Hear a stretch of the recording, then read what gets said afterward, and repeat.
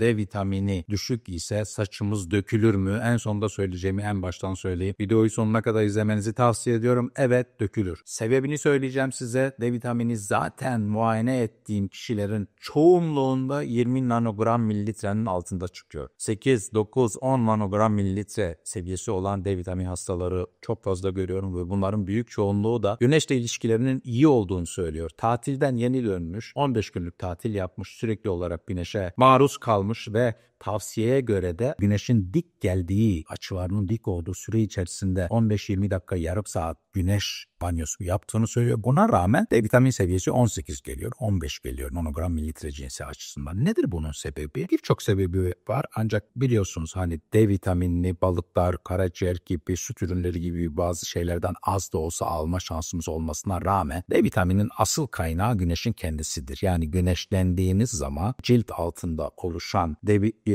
mekanizmayla onun karaciğer bölümü var, sentezin değişik aşamaları falan var. Güneşlenme olmadığı zaman mekanizma çalışamayacağından ötürü zaten D vitamini üretemiyorsunuz. Dolayısıyla gıdalar ile D vitaminini almak neredeyse imkansız diyebileceğimiz bir durum. Tek bir şeyimiz var. Ya bir supplement olarak haricen alacağız ya da güneşten alacağız. Niçin güneşten alamıyoruz ve bu düşük olan D vitamini seviyemiz saçımızın dökülmesine sebebiyet veriyor? Sebebi şu. Birkaç sebebi var ama benim yoğunlaştığım husus cildin florasının bozulması. Cildin florası bozuluyor. Çıplak bir şekilde güneşe maruz kalıyoruz ancak kullandığımız duş jelleri, sabunlar, sürekli sabunlanma ve sürekli cildi arındırma ihtiyacı, günde bir kez, iki kez, üç kez bunu yapma ihtiyacı içerisinde olmak bu floranın bütünlüğünü bozulmasına sebebiyet veriyor. Arkadaşlar herkes flora dendiği zaman bağırsak florasını biliyor. Yani bağırsaklarımızda bir flora var, yani küçük mikroorganizmalar var öyle söyleyeyim. Ve bu mikroorganizmaların bir kısmı dost mikroorganizmalar, bir kısmı düşman mikroorganizmalar. Dolayısıyla biz o dostları iyi beslemeliyiz ve düşman sayısını az tutmalıyız. Flora dendiği zaman genel olarak akla bu geliyor. Ancak cildimizde florası olan tek yer hasta ve hasta bağırsaklar değil. Gözümüzün yani gözyaşının kendisi bile, göz kapaklarımız bile, kulak içlerimiz, burun içlerimiz bile, meme uçları, koltuk altları, genital organlar, ağzımızın içi, saçlı derimiz ve derimizin tamamının kendine özgü bir florası var. Yani orada da dost bakteriler ve düşman bakteriler var ve orada da gözetilmesi gereken bir denge var. İşte sık olarak duş jeli kullanmak, çok fazla şampuanlanmak ve orayı sürekli olarak duru tutmak, temiz tutmaya çalışmak maalesef o florayı ortadan kaldırıyor. Bu da ilk bariyer olarak güneş ile cilt altında D vitamini sentezinin başlaması arasındaki o aşamaya bir sekte vuruyor. Dolayısıyla önemli olan sebeplerden birisi bu. Tabii ki tek sebep bu mu? Hayır.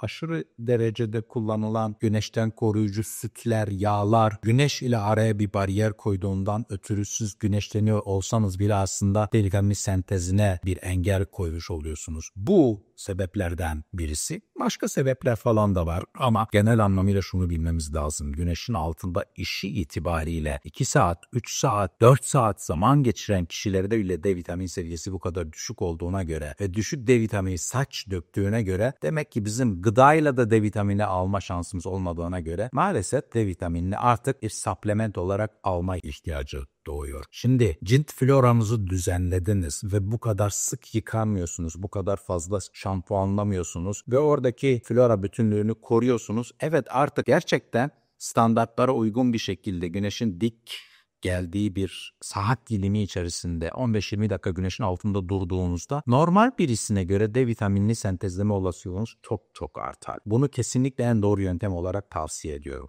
Ama eğer bunu yapamıyorsanız almanız gereken, supplement olarak almanız gereken D vitamini seviyesine dikkatinizi çekiyorum. Birçok yerde okuyacaksınız D vitamini günlük olarak 400 ünite alındığında yeterlidir. 800 ünite alındığında yeterlidir. Asla yetmez arkadaşlar. 1 milyon yıl geçerse 400 ünite günde D vitamini alarak D vitamin seviyenizi ideal olması gereken 60 nanogram mililitre seviyesine çıkaramazsınız. Almanız gereken, seviyeye göre anlatmıyorum arkadaşlar. Almanız gereken ideal seviyede bir D vitamini seviyesi varsa maalesef 400 ünite değil, yani 60 nanogram mililitre D vitamini seviyeniz var. Bunu korumak için günde zaten 4000 ünite, 10 katı kadar D vitamini almanız icap ediyor. Bunu güneşle alabiliyorsanız söylediğim tavsiyelerle amenna, alamıyorsanız bunu bir supplement olarak almanız icap ediyor. Haricen zeytinyağı içerisinde, bir yağ içerisinde almak veya yağlı bir yemek ile almak tabii ki emilimini kolaylaştıracağından ötürü daha fazla tavsiye ediyorum. Değişik yöntemleri var. Yumuşak kapsülleri var, ampulleri var. Ampulünü kırıp tamamen içenler var. 300.000 ünite çok tavsiye etmiyorum. Yarısından fazlası. 150.000 ünitenin bir seferde alınması makuldür, kabul edilebilir ama 300.000 üniteyi bir seferde özellikle çocuklar için çok fazla tavsiye etmiyorum. Damlaları var, değişik formları var ama siz